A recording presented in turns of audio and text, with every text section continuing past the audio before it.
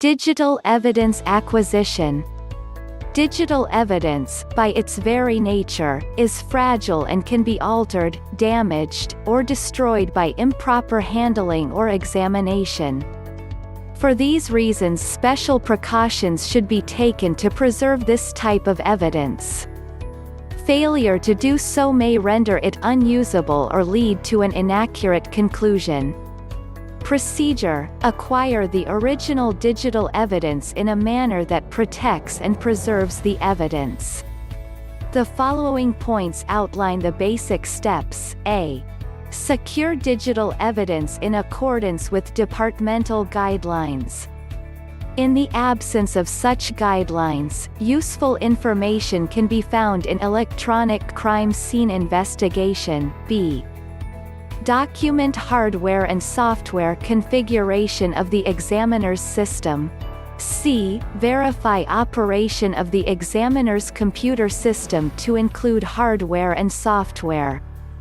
D. Disassemble the case of the computer to be examined to permit physical access to the storage devices. Take care to ensure equipment is protected from static electricity and magnetic fields. D. Identify storage devices that need to be acquired. These devices can be internal, external, or both. E. Document internal storage devices and hardware configuration. Drive condition, e.g., make, model, geometry, size, jumper settings, location, drive interface.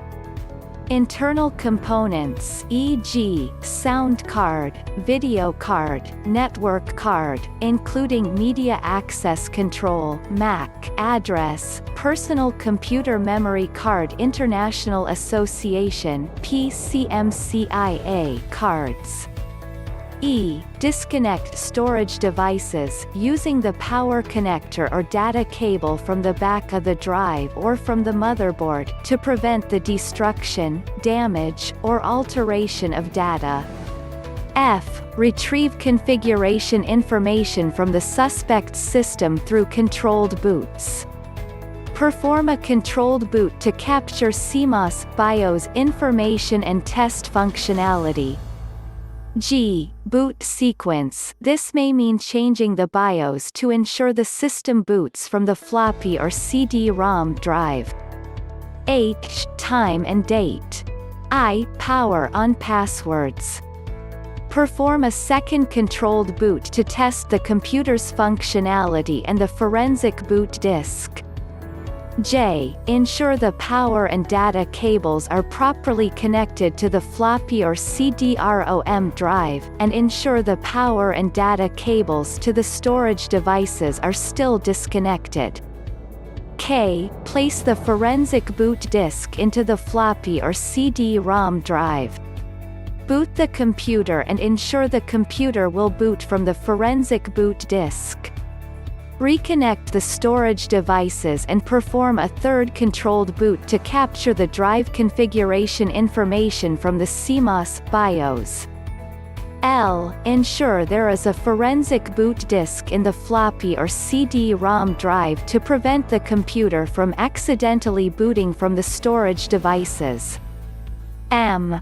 Drive configuration information includes logical block addressing (LBA), large disk, cylinders, heads, and sectors (CHS), or auto detect. N. Power system down. O. Whenever possible, remove the subject storage device and perform the acquisition using the forensic expert system. When attaching the subject device to the examiner's system, configure the storage device so that it will be recognized. P. Exceptional circumstances, including the following, may result in a decision not to remove the storage devices from the subject system. RAID, redundant array of inexpensive disks. Removing the disks and acquiring them individually may not yield usable results. Laptop systems. The system drive may be difficult to access or may be unusable when detached from the original system. Hardware dependency, legacy equipment. Older drives may not be readable in newer systems. Equipment availability. The examiner does not have access to necessary equipment. Network storage.